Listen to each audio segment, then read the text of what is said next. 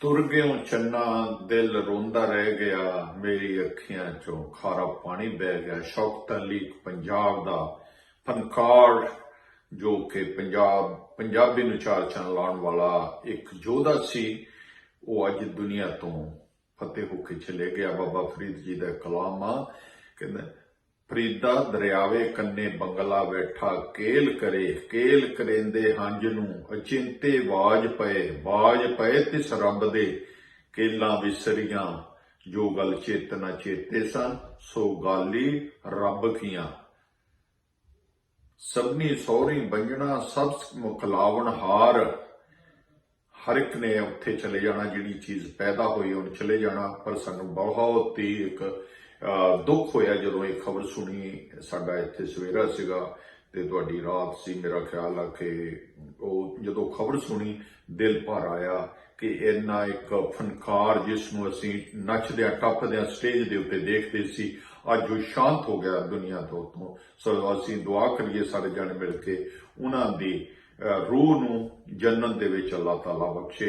ਸੋ ਇੰਨੇ ਸ਼ਬਦਾਂ ਦੇ ਨਾਲ ਮੈਂ ਕਹਿੰਦਾ ਹੋਇਆ ਬਹੁਤ ਅਫਸੋਸ ਦੇ ਨਾਲ ਇਹ ਗੱਲ ਕਹਿਣੀ ਚਾਹੁੰਦਾ, ਦਿਲ ਰੋਂਦਾ ਰਹਿ ਗਿਆ।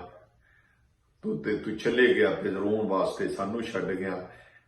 ਸਾਡੀਆਂ ਅੱਖਾਂ ਤੋਂ ਹੰਝੂ ਜਿਹੜੇ ਗਿਰਦੇ ਨੇ ਉਹ ਬਿਹਰੋਂ ਦੇ ਬਿਹਰਾ ਆਖੀਏ ਬਿਹਰਾ ਤੂੰ ਸੁਲਤਾਨ। ਬਿਹਰਾ ਹੁੰਦਾ ਵਿਛੋੜਾ, ਜਿਹੜਾ ਵਿਛੋੜਾ ਹੈ ਉਹਨੂੰ ਝੱਲਣਾ ਬੜਾ ਮੁਸ਼ਕਲ ਹੁੰਦਾ। ਸੋ ਆਪਾਂ ਰਲ ਮਿਲ ਕੇ ਸਾਰੇ ਦੁਆ ਕਰੀਏ ਕਿ ਸ਼ੌਕਤ ਅਲੀ ਸਾਹਿਬ ਜੋ ਕਿ ਪੰਜਾਬ ਦੇ ਇੱਕ ਫਨਕਾਰ ਸਨ, ਪੰਜਾਬ ਦਾ ਸ਼ਿੰਗਾਰ ਸੀ, ਉਹ ਜਦੋਂ ਧਰਤੀ ਤੇ ਸਟੇਜਾਂ ਦੇ ਉੱਤੇ ਚੜ੍ਹਦੇ ਸੀ ਤੇ ਲੋਕ ਤਾਲੀਆਂ ਮਾਰਦੇ ਸੀ। ਅੱਜ ਉਹ ਸ਼ਾਂਤ ਹੋ ਗਏ, ਤਾਲੀਆਂ ਨਹੀਂ ਚੱਲਣਗੀਆਂ, ਉਹਦੇ ਗਾਣੇ ਨਹੀਂ ਚੱਲਣਗੇ। ਸੋ ਆਪਾਂ ਦੁਆ ਕਰੀਏ ਅੱਲਾਹ ਤਾਲਾ ਅੱਗੇ ਕਿ ਉਹਨਾਂ ਦੀ ਰੂਹ ਨੂੰ ਜੰਨਤ ਦੇ ਵਿੱਚ ਵਾਸਾ ਦੇਵੇ।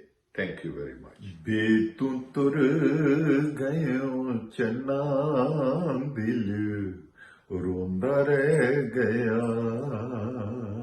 ਬੇ ਤੂੰ ਤੁਰ ਗਇਓ ਚੰਨਾ, ਦਿਲ ਰੋਂਦਾ ਰਹਿ ਗਿਆ। ਸਾਡੀ ਅੱਖੀਆਂ ਚੋਂ ਖਾਰਾ ਪਾਣੀ ਵਹਿ ਗਿਆ। ਵੇ ਤੂੰ ਤੁਰ ਗਇਓ ਚੰਨਾ, ਦਿਲ ਰੋਂਦਾ ਰਹਿ ਗਿਆ।